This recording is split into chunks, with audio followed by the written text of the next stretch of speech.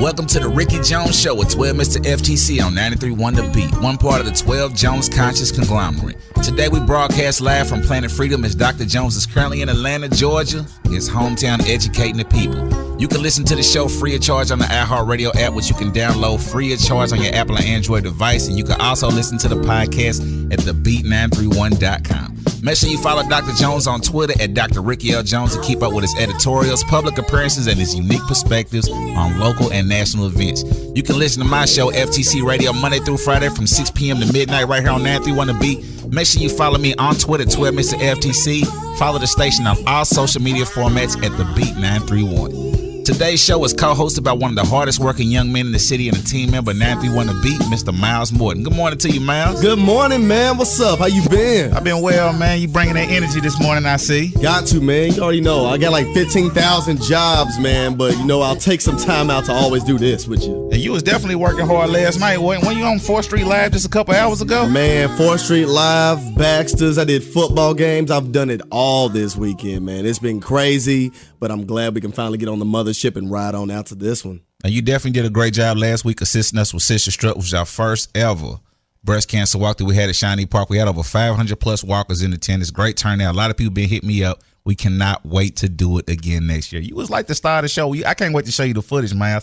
Seeing her doing your two-step. Yeah, man. I got like 3 moves, man. I can Cupid and shuffle. I can electric and slide. And I will try to slide every time I can. But, man, we met Angela Yee. Really great personality. I love her.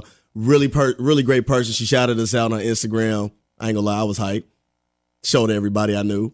And then went to Lexington with Dr. Ricky Jones, where he showed out with Charlamagne the God too, man. So that right there was a great experience. Yeah, and word on the street, it sounded like Dr. Jones pulled Charlamagne out of the fire a couple times because the mob was definitely turning against Charlamagne. Man, I'll tell you this, it was electric, man. They had some of the best questions.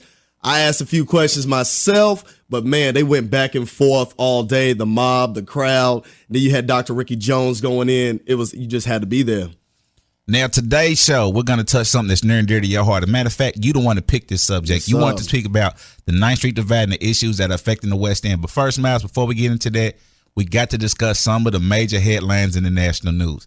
Now, a lot of our listeners may not be up on the national news. They in their own bubble. They in their own world. So if you're already hip to these things, make sure you don't turn it down. We're going to do this for all the people that haven't been keeping up. Now, this past weekend in Tennessee, 2 major outright protests were canceled. The White Lives Matters rally in both Murfreesboro and Shelbyville were basically shut down by counter-protesters who arrived at the protesters hours before the outright supporters showed up. Now, Miles, I have to ask you this question. Go ahead. Do you think that this is a formula that can work nationwide in terms of shutting down these protests? Man, honestly, it's going to be tough to do that. It really is, because the alt-right is bigger than what a lot of people think it is. And the thing is, they're organized too. So it's one thing that I feel like if we keep doing it, if we have a plan to knock these things down, you can. But the thing is, you're going to start getting to that dangerous subject matter, which is their defense, freedom of speech. And they're always going to say, well, hey, we got the same right to say what we want, even if it is hate, even if it is bringing on anxiety, even if it is scaring people. Unfortunately, they still have that right. So I'm hoping that, what they did in Murfreesboro was a really good thing. I mean, they did shut it down. And I don't know if you saw in the news in Gainesville, Florida, they shut down Richard Spencer in a different way. Richard Spencer went down there, and those great students at the University of Florida went down there, and they just literally just shouted him out. To the point, every time he tried to speak, they would sing their little Gator Bait song. They would say something back to him. They would just really shout him out and drown him out. But the thing is, the alt-right is really, really massive, and they're just going to keep doing it. And not only are they massive, but it's hard to predict behavior, right, Miles? Right. And what I mean by that is, at some point, we don't know when physical violence is going to play a part. Now, what we saw in Charlottesville was actually, pretty much more white-on-white violence. There were a couple African-American protesters there, but that was mainly more of Antifa, which is a liberal group, which was there, which is mainly a white liberal group, which was going against the protesters. But my main concern is how violent will some of these outright protesters be? These things could escalate very quickly. These could be very large public safety risks. Yeah. And I applaud people for getting out there and wanting to shut down this hate, but my main concern is, at some point, is this going to go too far? Man, honestly, I already feel like Charlottesville was too far. But the thing is, like you said, we're talking about European American on European American violence. When you put that together, the country kind of just, well, that's bad. But let's be honest, if Black Lives Matter would have did that, if Black Lives Matter would have had that issue, I guarantee that would have been shut down. I mean, we can even look at history. Look at history.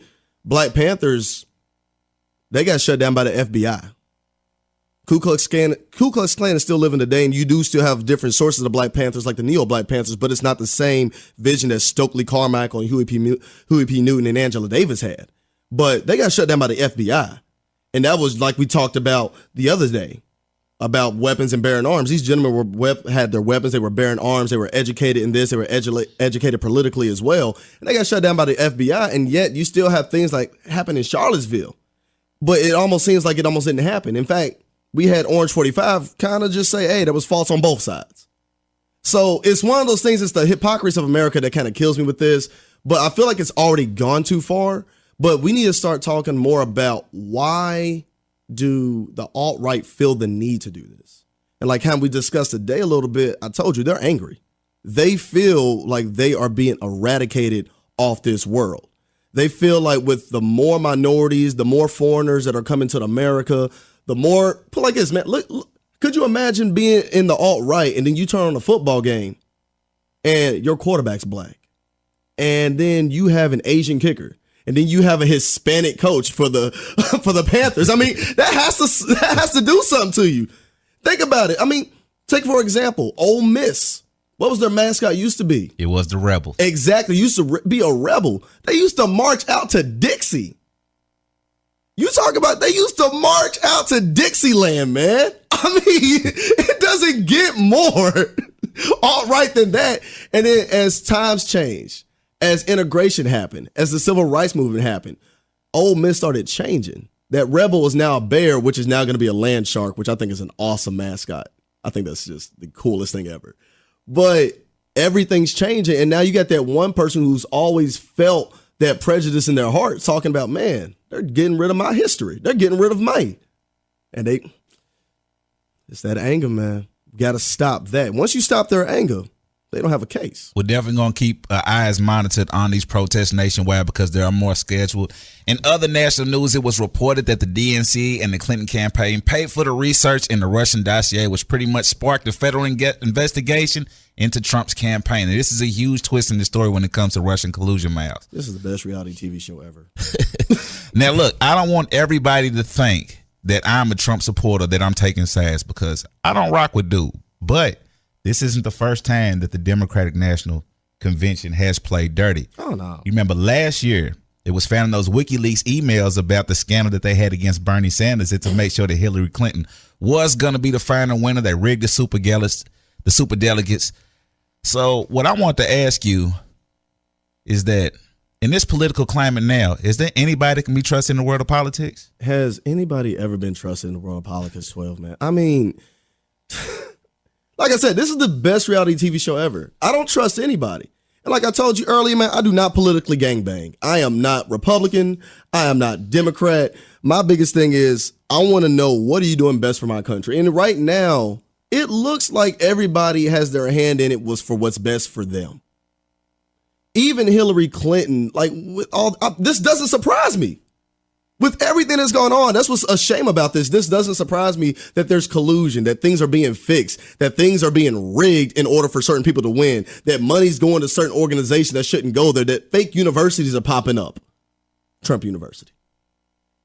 I mean, it's some stuff like this shouldn't be happening, but you know what? This is politics. But what's beautiful about it, I'm glad we live in this generation where, let's be honest, 1999, we probably wouldn't hear about this.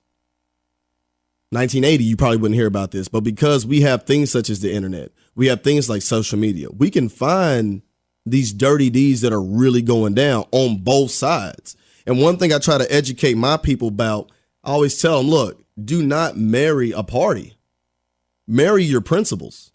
And once you start seeing your politician that you're in favor of start going against your principles, that's when you need to start asking them questions personally. That's when you start writing your center. Hey, how do you feel about this? How do you feel about that? The biggest issue we got in politics right now is everybody is treating politics like it's U of L versus Kentucky.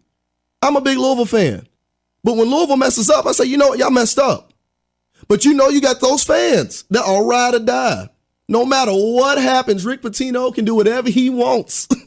And they will still be diehard. No one can do no wrong. You got the same thing going on in these political parties. The Democrats have messed up before. Let's be honest, man. The Democrats at one point were how we view the Republicans today. At one point, we viewed the Democratic Party as the party that was against progression, the party that was against civil rights. And you hear every day the Republicans talking about we are the party of Lincoln. And if you dig into that, Lincoln didn't even want to free the slaves. He said, you know what? If I can unify this country by not freeing the slaves, I will. And if I can unify this country by freeing the slaves, I will. Once again, he did what was best for what he thought was. Not for the people, but for his main cause and his main agenda. So I can't wait till we learn more about this collusion, because this is gonna be great. This is a great distraction for whatever Orange 45 is about to come up with next, too. So I told you, this is why I don't watch TV, man. I don't need it. And another thing that this does, it puts a highlight on how important our local elections next year are going to be, man. Because what people don't understand is our local elections when it comes to our mayors and when it comes to our council people, which we'll talk about in our 9th Street Divide discussion. These are the political issues that affect us from a community standpoint. Exactly. And there's been a lot of people, and like I said, we'll talk about that later, which people would say of like in terms of like Walmart coming here, the food desert down in the West End, certain projects not coming. A lot of people want to cast blame on councilmen and women who actually were in opposition of these things, which had a very large cumulative effect on our community. But before we get there, we got one more national story, which is really heating up. As tensions in North Korea are going to a new level, the U.S. Navy has sent a missile-guided destroyer battleship into East Asian seas in response to their latest threats. Do you think we're going to war with North Korea anytime soon, Miles? We're not in war now. Like, I feel like we already in war, man. And what's bad is, like I told you, this is the best reality TV show in the world. Our president, our leader, is literally talking to this man as if he's they're both threatening each other back and forth. It's almost watching two bullies fight, but they're sending other people to fight for them. But man, yes, 9 times out of 10, we're going to go to war. And I'm going to tell you why we're going to war, man. Anytime you start seeing a president's ratings get low, you know what the best distraction is? Let's rally the country together. We're going to go fight this side over here. It never fails, man. That's the best way to make sure you get elected. Because the thing is, once you get everybody on your side, when there's a war, when there's conflict, let's be honest, man. Let's say another radio station's trying to fight us and me and you had beef. Guess what? If we're fighting somebody else, we're going to come together for that one little bit of time. And with all the division that we have right now in this country, one of the best distractions right now would be a really great strategy for Trump would be to go to war. I agree, but I disagree with you. Only because I feel like Trump had this idea in his mind before he even became elected. Even when he was a candidate, the first thing that he did was surround himself by generals. Yeah, yes, he did. And those were a lot of his references. Those are a lot of people that he reached out to. Trump is also a historian, and he digs deep into presidential history. And some of the people that he looks up to the most were presidents in times of war, generals in times of war. I believe in my heart that he's doing this to actually boost his legacy. And he believes that his legacy will be attached to war. So you think he's about to fight with his ego? There's no doubt about it. Oh, my goodness. That's like I don't want to spread conspiracy theories here this morning, but I just did want to share that unique perspective. And for anybody that didn't look that deep into Trump's mind state, it fits the mold. It fits the mold. Like, it just makes the TV show even better. Now we have war.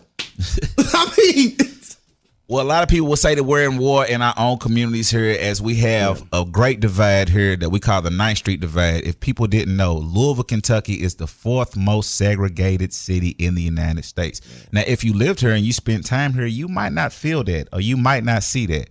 But the 9th Street Divide is a great illustration of that segregation. When we come back for the break, Miles, I know this subject is very dear to your heart. We will dig into the 9th Street Divide and the issues affecting the West End right here on the Ricky Jones Show with the 12 Mr. FTC and Miles Morton on 93.1 The Beat.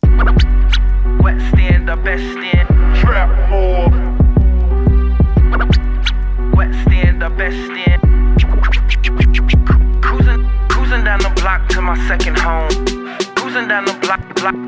Block, cruising down the block to my second home.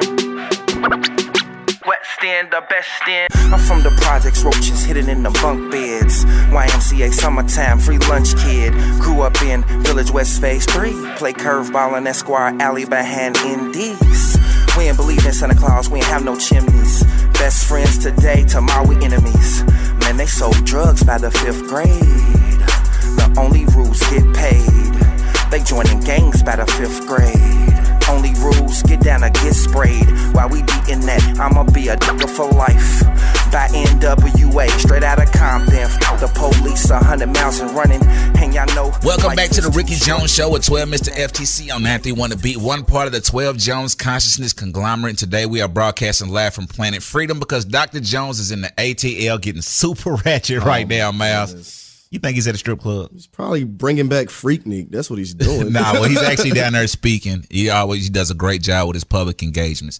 Make sure that you follow Dr. Jones on Twitter at Dr. Ricky L. Jones. Keep up with our editorials, public appearances, and his unique perspectives on local and national events. You can also follow me on Twitter, 12 Mr. FTC. Follow The Beat on all social media formats at The Beat 931. What's your social media, Miles? Man, I got too many. Ain't that a shame? You can follow me on Twitter and Instagram at VillaLove502. That's VILLALOVE 502. And also on Snapchat, same thing, VillaLove502. Now, that song that you just heard was from Levon Clack. He calls himself Clack. He's a dope artist from right here in Louisville, Kentucky. He's also a Little League football coach. And he is also a JCPS employee. Does a lot of great work with the kids. That song is called Westend, one of the more positive songs I heard in a long time. And it illustrates a lot of the challenges that are facing the West End and the 9th Street Divide. Now, Miles, for a lot of people when they hear that term 9th Street Divide, they might not know what that means. Can you explain to the people what the 9th Street Divide is? Basically, the 9th Street Divide is honestly the street that divides West End Louisville from what I like to call the rest of the world. Because anyone who's ever caught the bus, especially that number 19, it's so interesting to see how much the scenery and the atmosphere changes from downtown Louisville until once you get past 9th Street. And it's just crazy, man. The mentalities, some of the opportunities, both economic, mental, and even in our healthcare, everything changes. And that's what that 9th Street Divide is, man. So it's something that's always messed with me, especially for somebody who's been living the West End all his life. I grew up on 25th and Standard.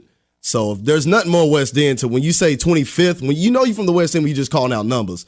But 25th and Standard, Old Live, Shepherd Square, not Shepherd Jesus,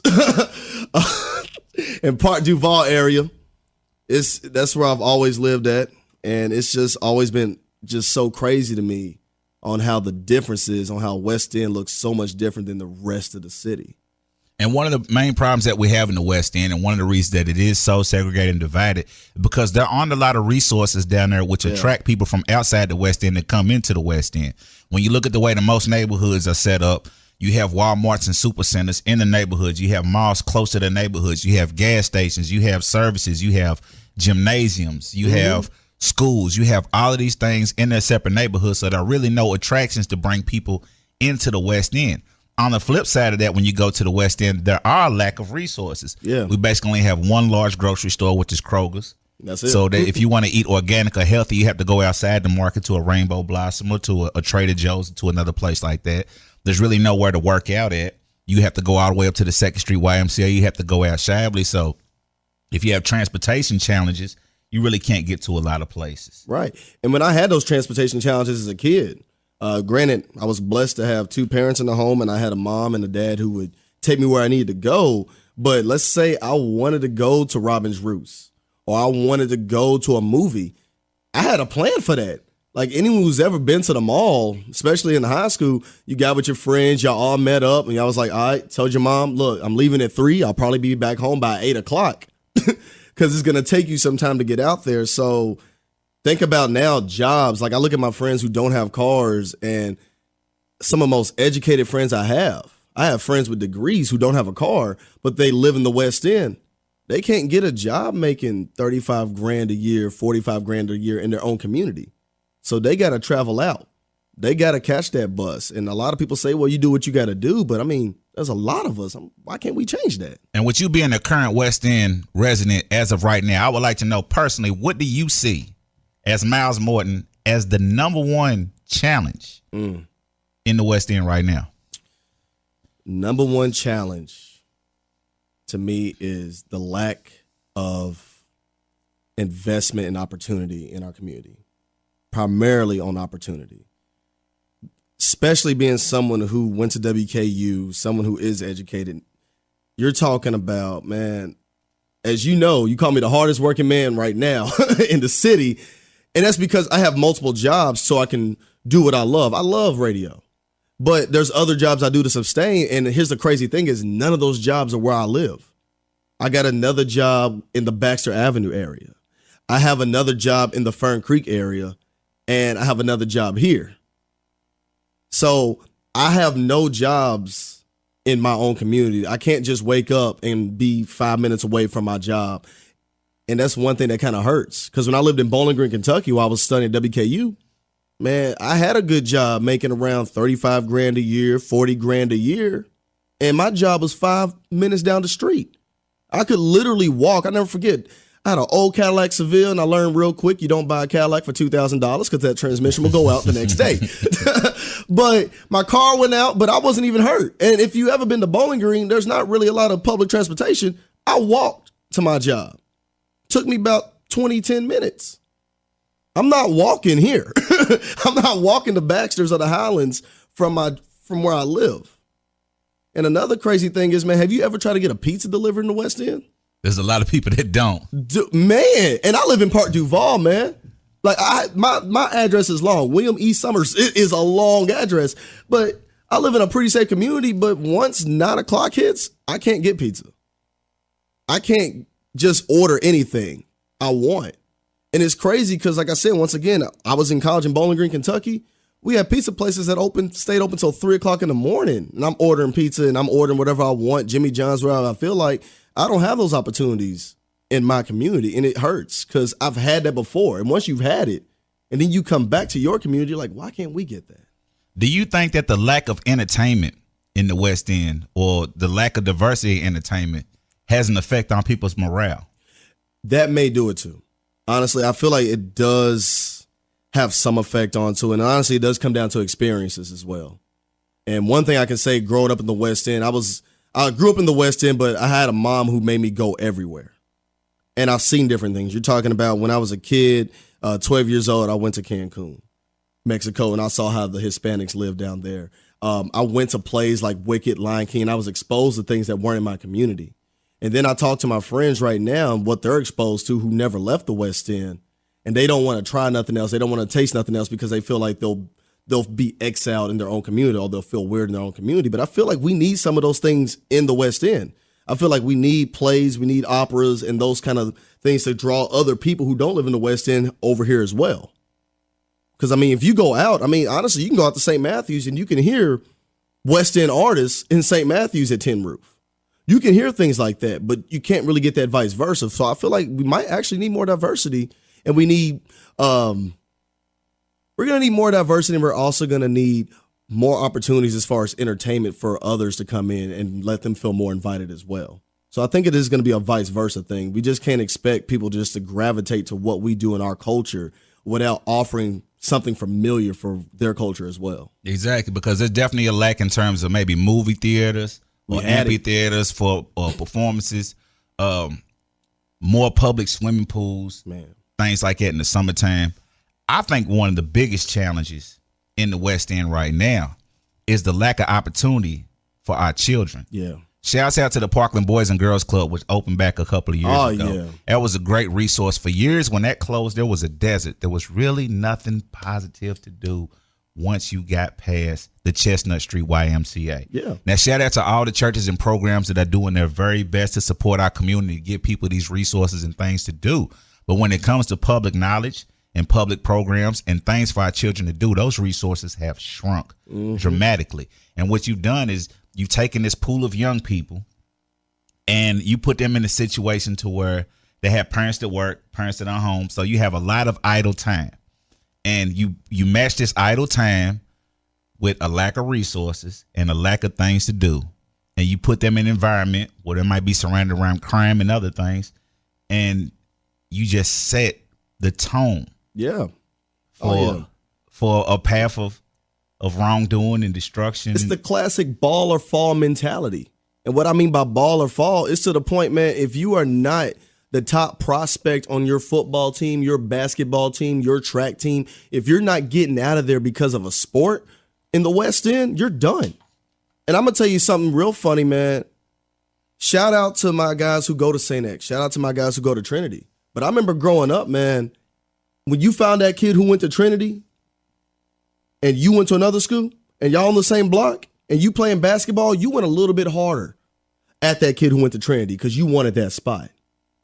You went a little bit harder at that person who went to Mel, St. X, and you couldn't make it on their team. And then you got a few kids who aren't athletic, who that's not where their passion is. And we have so much talent in the West End. We have artists, we have scientists, we have physicists, we have probably some of the best poets in our community. But like you said, when you don't have those opportunities, we don't have those outlets, we don't have somebody steering that tree so it knows where to grow, it's going to go wild and out of control. And at the end of the day, it's going to seek attention, and it might seek attention from the wrong individuals.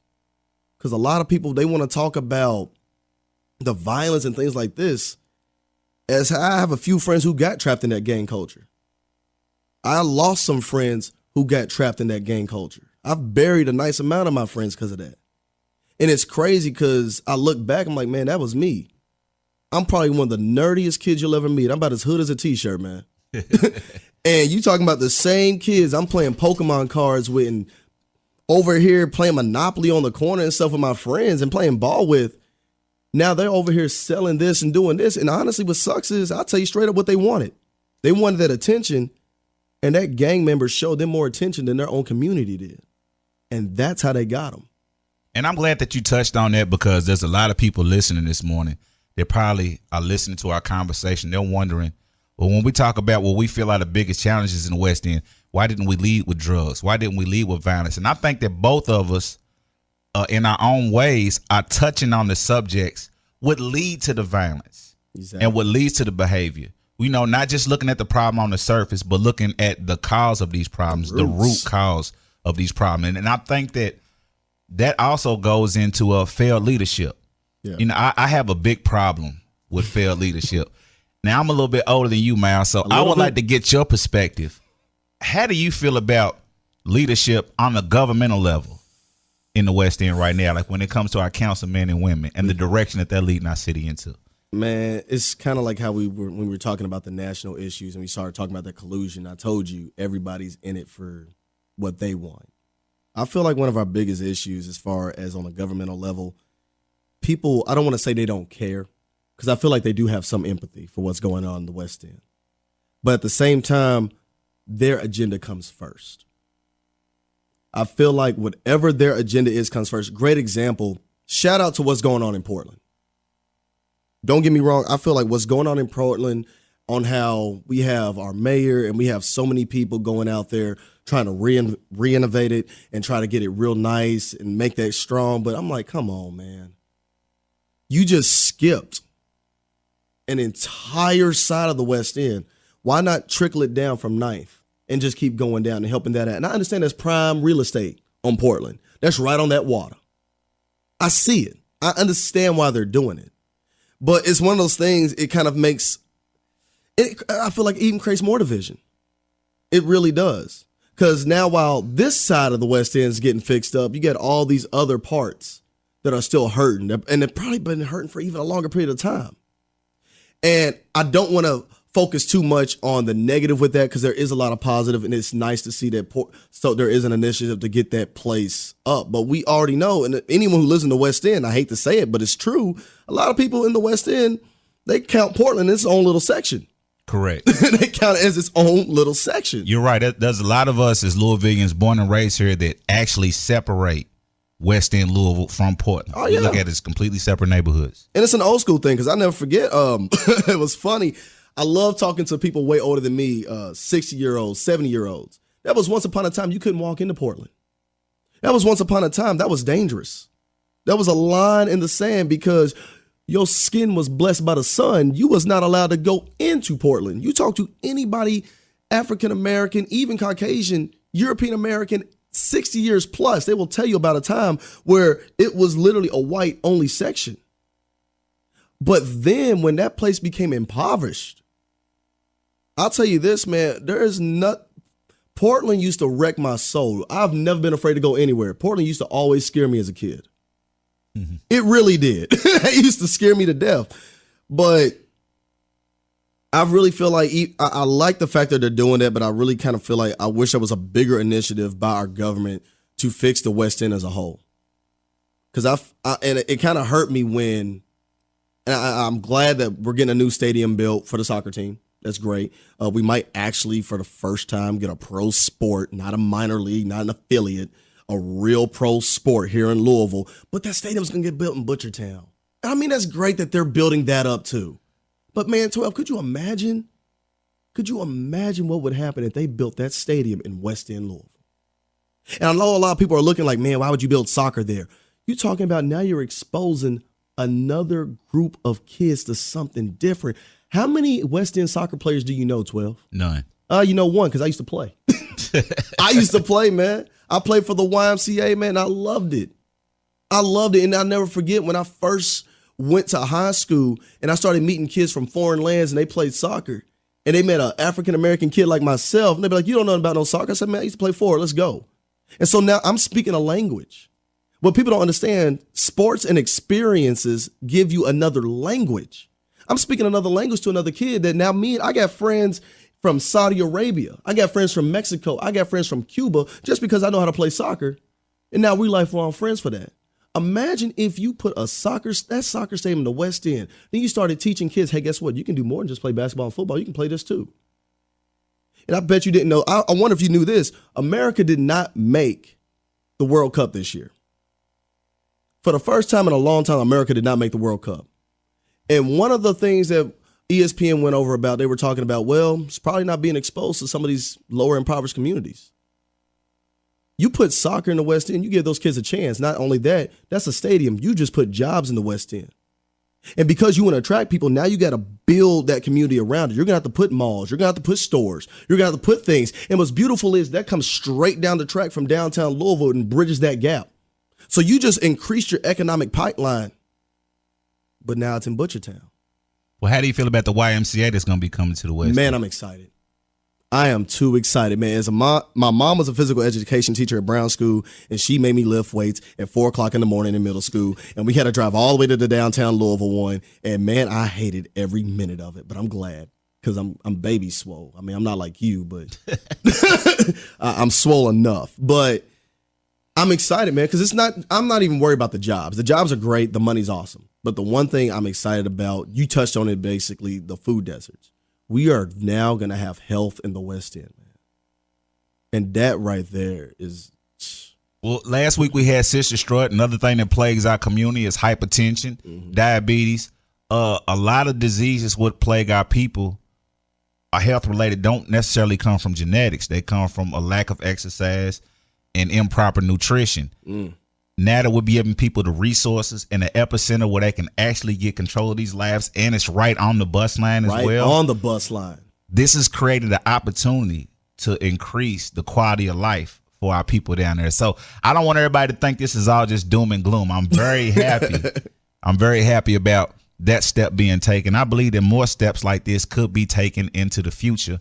When you talk about a lack of investment into the West End, one of the things I would like to see would be more of an increase in, I would say, healthier food choices. Oh, man. I feel like every corner or every other block is loaded down with some sort of fast food or processed food or just a local corner store, and nobody's offering anything organic, anything fresh, nothing grass-fed, not a lot of alkaline foods. And we're not giving ourselves the best opportunity to live our best quality of life. We're really not, man. And the funny thing is, and it's not, I don't even know why I say it's not funny. We got more liquor stores than we have healthy food options, man. And you know me, I don't mind a nice drink every now and then. I'm a Hennessy, Jack, and Coke guy. Yes, Miles with that yak all day. But we don't have those healthy food options. We don't have a rainbow blossom. And I'm going to tell you something really great that I learned when I was a kid. Allergies is a big issue here, right? I suffered from bad hay fever as a child. But my mom being a physical education teacher and she was in that health field, she learned that, you know what? I didn't have to spend all this money on Nasonex. I didn't have to spend all this money on Flonase. When the spring hits and my allergies hit, I go to Rainbow Blossom and get some natural born honey here in Kentucky, and I just take a tablespoon of that a day. And my immune system gets used to the pollen, and I don't have issues. When we come back for our last segment, we will conclude our discussion on the 9th Street divide and the issues that affect the West End. You are listening to the Ricky L. Jones Show with 12 Mr. FTC and Miles Morton right here on 931 The Beat. Keep riding with us. Welcome back to the Ricky Jones Show with 12 Mr. FTC right here on 931 The Beat, one part of the 12 Jones conscious conglomerate. Dr. Jones is in the ATL holding it down for the family. We'll be back next week. Today we are broadcasting live from Planet Freedom. We actually got a chance to come home and chill for a minute. You know, during the season, Ricky likes to stay on planet Earth, but we just can't stay there too long, man. No, I'd rather visit Mars, Venus, everything else. Now, as we conclude our first discussion on the 9th Street divide and the issues that affect the West End, because this is an ongoing issue that seems like it's never going to go away, Miles, the most important question I was to ask you is, if you could tackle one issue or make one step toward change in the positive direction, just one. Just one. What would that be? Nothing philosophical. I'm talking about a real deal implemented change. One real deal implemented change I would love to see would actually be a privatized high school. I would love to see a private high school set up to where we focus on our history as well. That's one of the biggest things, because growing up in a very Afrocentric family, I learned about W.E.B. Du Bois. I learned about Shirley Chisholm. And then I would go back to my school during Black History Month, and I never forget, I got into an argument my junior year with my history professor. And she started talking about Martin Luther King, and I was like, well, why don't you ever talk about Malcolm X? Why don't you ever talk about Marcus Garvey? Why don't you ever talk about this? Why don't you ever talk about that? She goes, well, that's not curriculum. And I said, why is Huey P. Newton not curriculum? Why do we never talk about our history, and why does our history always start in the middle of slavery? I would love for us to have a privatized high school. And the reason why I say private, because when you do public, you have to stick to their curriculum. Kind of like, if for those of y'all who've been listening to our past shows, we talked a lot about Jemele Hill and her protest, and I said a lot, it's their house. Well, when it's a privatized high school, you can make it your house. You can make your own curriculum. So we can actually teach our kids, lift every voice and sing. Imagine how you see all this crazy stuff that's going on with people protesting the flag. Imagine if we went back to, I'm talking about old days. If you got a family member that lived in the 50s, 40s, 30s, and 20s, they'll tell you they sung the national anthem and the Negro national anthem as well, which is Lift Every Voice and Sing. And they sung every verse of that song. It's a long song. It's a long song. And what's bad is, put like this, I've been in the church so long, man. We sing, every time there's a big convention, we sing that song. And I know that song by heart, every verse. But it's a song that resonates with you, and it's a song that tells you where you're from. I feel like one of the biggest issues we have in our community is a lot of us don't know where we're from, who our ancestors are. Because when you know your background, you know your foundation. And when you know your foundation, you have something to build on top of. And now we got a lot of kids out here building on top of slavery. And I'm going to tell you something interesting about slavery, 12. Slavery was built on survival for us. People did what they had to do to survive. We just got done talking about the food deserts and things such as that, right? Let's look at soul food. What was that? That was the scraps that master gave you, the hog maws, that the fat back. It was that kind of stuff. That was survival. And we're still eating that to this day, because guess why? It's cheaper. It's easily accessible. It's quick cooking. It's survival. So we got a lot of our community surviving right now and not living and not thriving.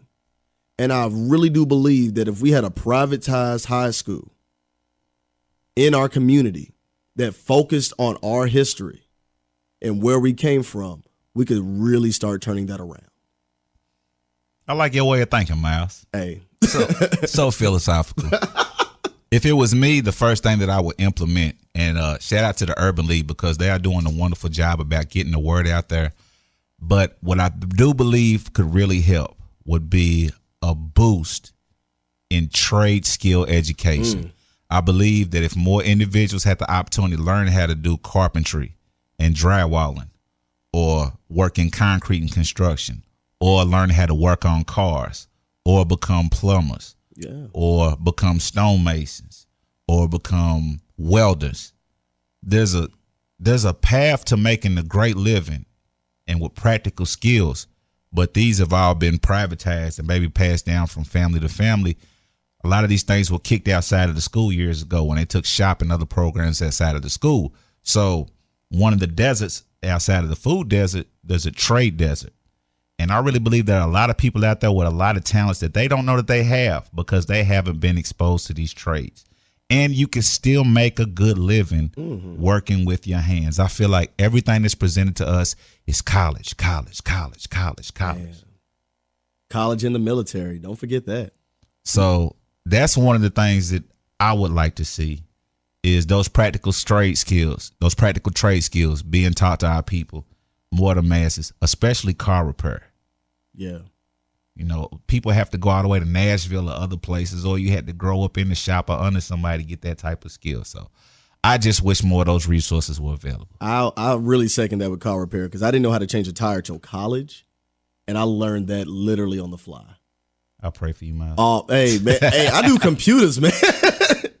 Shoot, I'm an IT guy, man. So you're right about the trade skills. And honestly, I'll tell you this, that's actually something that's being talked about as far as a nation, because they're seeing a high demand in HVAC. I know you guys probably hear those commercials all the time on a lot of our iHeart stations about HVAC is hiring for this, HVAC. And honestly, I even got an ex-girlfriend, chill out, because I know what you're about to say, because I always have a story about an ex-girlfriend. I actually have an ex-girlfriend who's a welder. I have an ex-girlfriend who's a welder, man, but she's making really great money, man. She's providing for her family, and she's doing what she's doing. Shout out to Tamia. But it's one of those things, it's like I would have never thought about that. I was like, dude, welding is a really great skill that's going to be here for a long period of time. But it's like you said, we focus on college. And I remember when I was growing up in high school, we had certain colleges come to our school, and we had the military. And as a kid, I felt like I only had two choices. It was either going to be go to college or go to the Air Force. And I'm afraid of heights, so I can't do the Air Force, man. But yeah, man, I feel like those trades really would kick in. And honestly, I'll tell you one trade that we really need today is home ec. Home ec is suffering because I'm just now not recently single. And man, I'm telling you, I've been on some dates. Some people can't cook. Some people cannot iron. Some people can't wash clothes. That's a whole nother issue. Miles, judging from your past experiences, I'm convinced if we were to put all of your exes in one room, oh my God, with their skill sets, we would survive the zombie apocalypse. Oh man, shoot, I got one who can shoot. Yeah, we'd be good. We would be good. Like, thank everybody for listening to the Ricky Jones Show this morning right here on 931 The Beat with 12 Mr. FTC and Young Miles Morton. Make sure you follow me on all my social media formats at 12 Mr. FTC. Follow the station at The Beat 931. Follow Ricky Jones and his controversial stuff. That's my dog. Follow him at Dr. Ricky L. Jones on Twitter. And Miles, once again, give the people your Twitter handle so they can follow you. Yes, sir. That's Villa Love 502, VILLA LOVE 502. We'll be back next week, and like Dr. Jones always says, never leave the people in the hands of fools. We'll be back next week, putting it our way down. Dr. Jones will be back from Atlanta. Appreciate your love and support this morning.